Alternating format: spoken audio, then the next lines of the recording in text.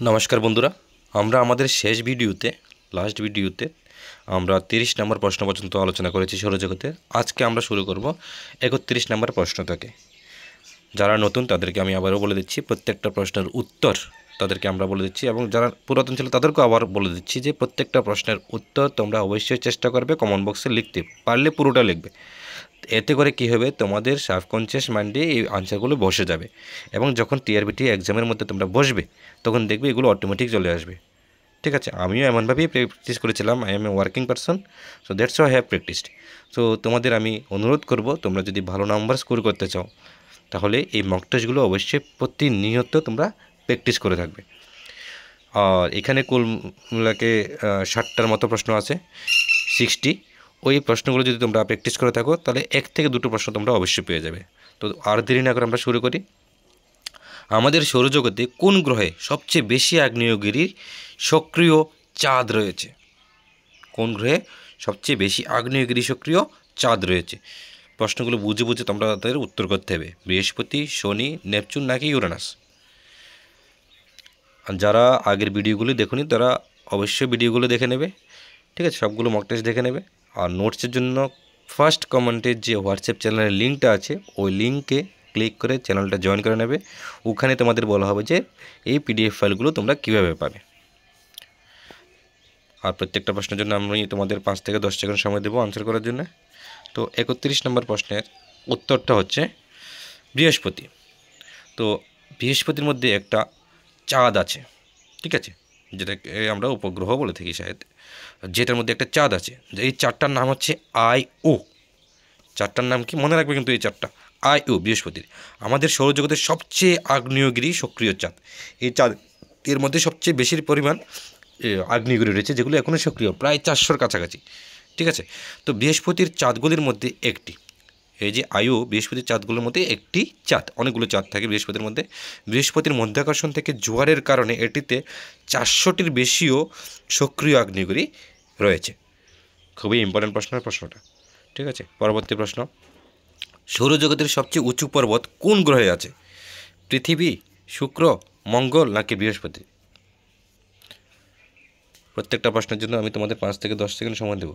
তোমরা কমেন্টে আনসারটা অবশ্যই লিখবে, এটা তোমাদের মাইন্ডে সেট হয়ে যাবে, এবং এক্সামের সময় তোমরা দেখবে যখন প্রিপারেশন করবে আরেকবার তখন অটোমেটিক আনসারটা চলে আসবে। সো 32 নম্বর প্রশ্নের উত্তর হচ্ছে মঙ্গল গ্রহ। মঙ্গল গ্রহের, এটা আমরা লাস্ট ভিডিওতেও আলোচনা করেছিলাম, অলিম্পাস মনস, যেটা একটা আগ্নেয়গিরি। ঠিক আছে, এটা একটা আগ্নেয়গিরি, সৌরজগতের সবচেয়ে লম্বা পর্বত। মাউন্ট এভারেস্ট থেকে 3 থেকে 4 গুণ আরও বেশি হতে পারে, যা প্রায় 22 কিলোমিটার অথবা 13.6 মাইল উচ্চতে দাঁড়িয়ে আছে, যা মাউন্ট এভারেস্টের উচ্চতার প্রায় 3 গুণ। ঠিক আছে, এটা মনে রাখবে, অলিম্পাস মনস। সৌরজগতের বৃহত্তম গিরিখাত কোন গ্রহে রয়েছে? পৃথিবী, মঙ্গল, শুক্র নাকি বুধ? কোন গ্রহে সবচেয়ে বৃহত্তম গিরিখাত রয়েছে? এটার উত্তর তোমরা কমেন্ট বক্সে লিখে দাও।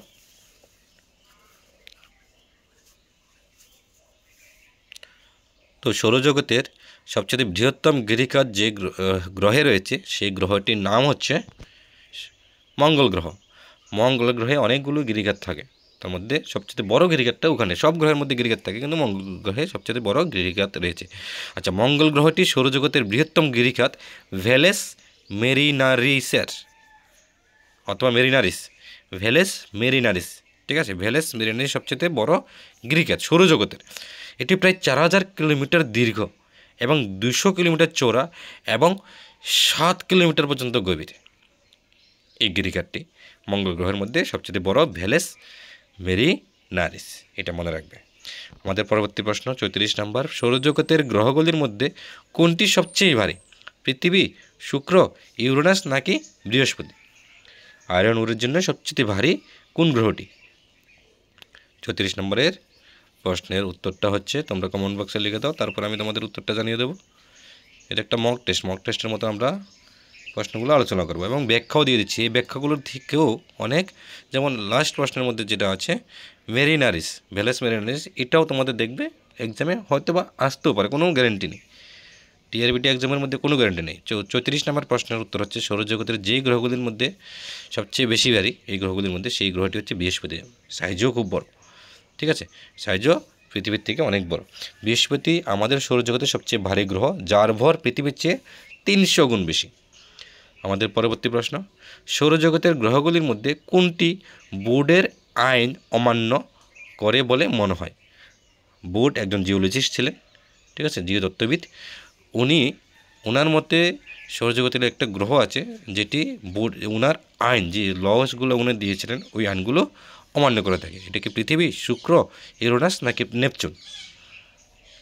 বোর্ডের মতে কোনটা আইন অমান্য করে থাকে? ওনার আইনটা, ওনার যে চিন্তাধারা ওটা অমান্য করে থাকে। 35 নম্বর প্রশ্নের উত্তর হচ্ছে নেপচুন। সূর্য থেকে গ্রহের আনুমানিক দূরত্বের ভবিষ্যৎবাণী করার জন্য বোর্ডের অভিজ্ঞতামূলক সম্পর্ক নেপচুন গ্রহের জন্য ধারণ করে না। সূর্য থেকে যে গ্রহের আনুমানিক দূরত্ব আছে ভবিষ্যৎবাণী করার জন্য, হ্যাঁ, বোর্ডের অভিজ্ঞতামূলক সম্পর্ক যেটা আছে ওইটা নেপচুন গ্রহের জন্য ধারণ করে থাকে না। পরবর্তী প্রশ্ন, গ্রহগুলির মধ্যে কোনটি পার্থিব গ্রহ নয়? পৃথিবী, শুক্র, মঙ্গল নাকি বৃহস্পতি? এই নিচের গ্রহগুলির মধ্যে কোনটি পার্থিব গ্রহ নয়? প্রত্যেকটা প্রশ্নের জন্য 5 থেকে 10 সেকেন্ড আমি বারবার বলে থাকি, ঠিক আছে, কারণ তোমরা এই সময়টার মধ্যে তোমাদের আনসারটা করতে হবে। তো 36 নম্বর প্রশ্নের উত্তর হচ্ছে বৃহস্পতি। তো স্থলজ গ্রহ হলো সেই সমস্ত গ্রহ, ঠিক আছে, স্থলজ গ্রহ হলো সেই সমস্ত গ্রহ যা আকার ও গঠনে পৃথিবীর সাথে সাদৃশ্যপূর্ণ। তো বুধ, শুক্র, পৃথিবী, মঙ্গল গ্রহকে পার্থিব গ্রহ বলা হয়, ঠিক আছে, এই গ্রহগুলোকে পার্থিব গ্রহ বলা হয়, সঙ্গে বৃহস্পতিকেও। তো আমাদের পরবর্তী প্রশ্ন, বুধ, শুক্র, পৃথিবী, মঙ্গলকে পার্থিব গ্রহ বলা হয়, কিন্তু বৃহস্পতিকে পার্থিব গ্রহ বলা হয় না, এটাকে স্থলজ গ্রহ বলে। যেসব গ্রহগুলি পৃথিবীর সঙ্গে সাদৃশ্যপূর্ণ, পৃথিবীর অনেক বৈশিষ্ট্য ওখানে পাওয়া যায়, ওইসব গ্রহকেই আমরা পার্থিব গ্রহ বলা হয়। তো বুধ, শুক্র, পৃথিবী, মঙ্গল এই 4টি গ্রহ হচ্ছে পার্থিব গ্রহ, এছাড়া অন্য কোনো গ্রহই পার্থিব গ্রহ নয়। এটা একবার মনে করে নেবে, ঠিক আছে, ভালো করে। পরবর্তী প্রশ্ন, এটার উত্তরটা আমরা ভুলে টাইপিং মিস্টেকের কারণে এটা প্রশ্নের মধ্যে উত্তরটা এসে গেছে, সরি, দুঃখিত অসংখ্য। গ্রহগুলির মধ্যে কোনটি জুভিয়ান গ্রহ নয়? তো পৃথিবী, শুক্র, শনি এবং মঙ্গল গ্রহের মধ্যে শনির গ্রহটি জুভিয়ান গ্রহ নয়। গ্রেট বা জুভিয়ান গ্রহ বলতে কি বুঝি?